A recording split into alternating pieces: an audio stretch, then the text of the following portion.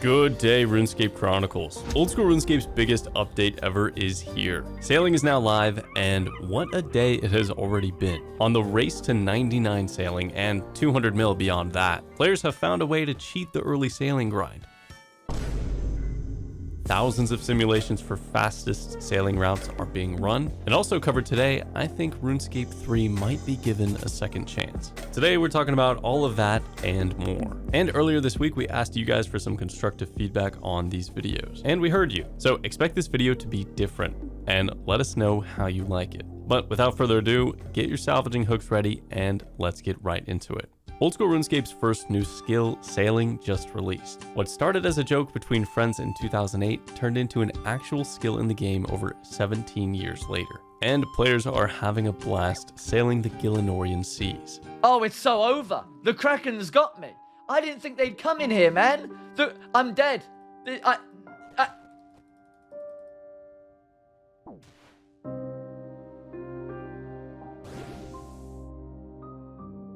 Banana daiquiri.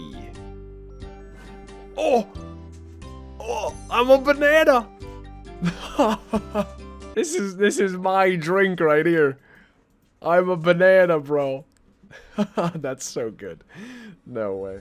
But it's not all fun and games, because since its launch, the competition for rank 1 has been fierce. Players are finding the most efficient methods to train, with methods such as 2-tick salvaging becoming popular early game options, up until the Barracuda trials at level 30. And if you want to rush to level 30, the Red-Eye Jedi posted a video and a text guide going over the route, where to train, and notable landmarks, which you're able to chart for experience. But even with the fastest routes, the early game of this skill feels very slow, like a lot less than 10,000 experience per hour slow. But something unexpected would happen. There would be a game-breaking early game discovery that would change everything.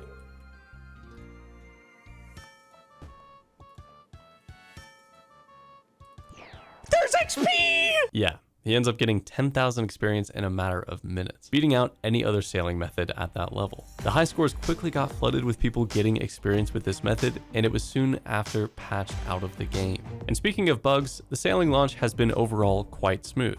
Wait, do you see those posters in the background? Wow, those look incredible. I wonder where they got those. Oh yeah, that's our store. The Old School RuneScape podcast is featuring our entire Into the Fray collection on their wall. So if you're looking to get yourself one of these cool posters designed by the talented Falco AJ, you can check out our site at rschronicles.com. And to celebrate that and Black Friday, we're giving a 15% site-wide sale, and that's for any item on the site. So hurry, because we can only sell 100 of each item, and once an item is sold out, it will never be restocked. So head on over to rschronicles.com and use code SAILING at checkout. And thank you guys for your continued support. Now back to the episode. If the Old School RuneScape community is known for one thing, it's for its passion and absolutely hyper optimizing everything to be as efficient as possible. And sailing is no different. Red-Eye Jedi released a video going over some of the in-depth sailing mechanics. And really, sailing may be one of the most mechanical, if not the most mechanical skill in the game. This right here is an example of a regular game tile while you are walking or running. And here is an example of a sailing tile. All you need to know is your boat is able to travel into any one of these smaller tiles. And Red-Eye Jedi, collaborating with GE Challenge M,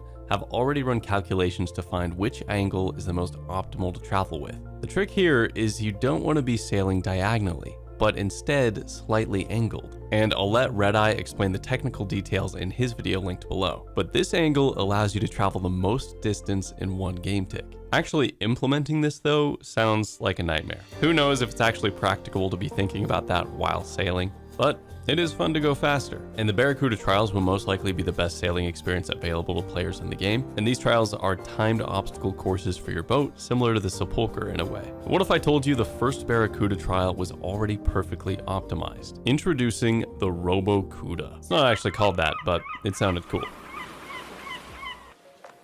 Red-Eye and GE Challenge found what they think is probably one of the fastest routes for the Barracuda trials, after thousands and thousands and thousands of tests. They ran simulations with a couple different algorithms and tried to find the fastest route possible.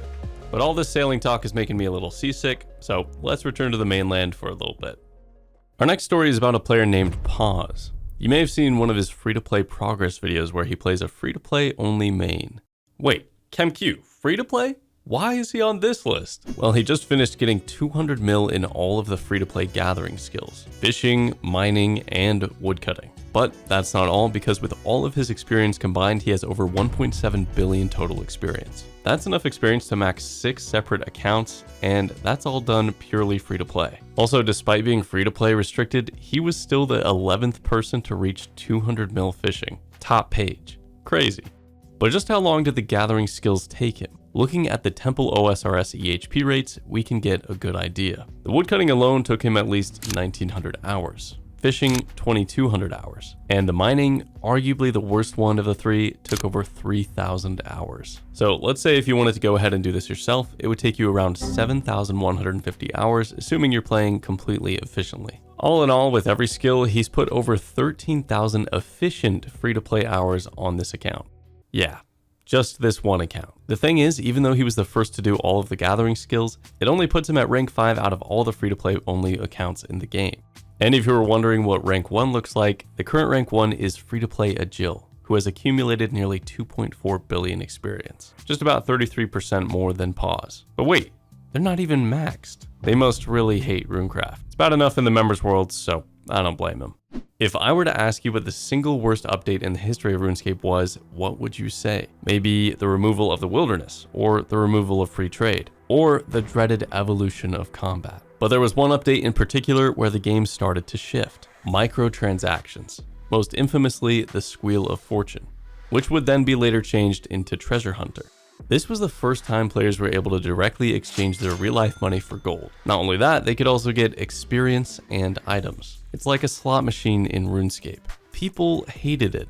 That, combined with the evolution of combat, which would take place soon after, would wipe out a lot of the player base. But this was 13 years ago. What's changed? Yeah, Treasure Hunter, RuneScape 3's biggest source of microtransactions, is going away for good, and it leaves in January of 2026. And the game is going to be changing in some big ways. They're going to be changing how daily activities work, combat rebalances, and many more plans to restore the health of RuneScape, which is pretty amazing. But it sparks a debate.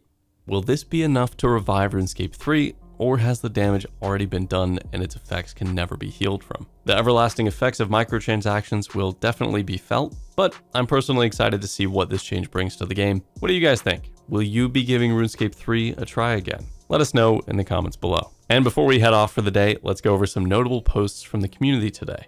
Reddit user Volti was able to get himself the sailing pet already, at only level 2. That's crazy, and the pet looks pretty cool. Nice one.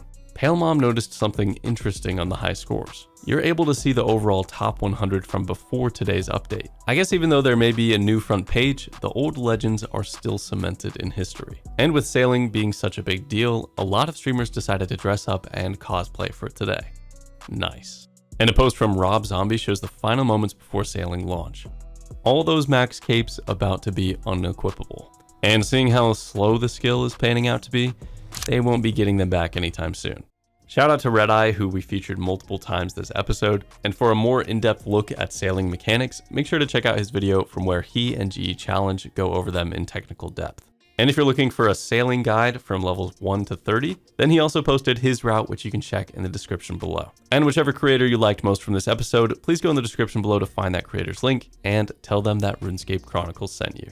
That's a wrap, but we'll be closely watching who is the first to 99 sailing. If the skill snowballs like we think it will, then it might come pretty quick, sooner than we think. So stay tuned for the next Chronicles, where we'll be covering the race. See you then. Bye.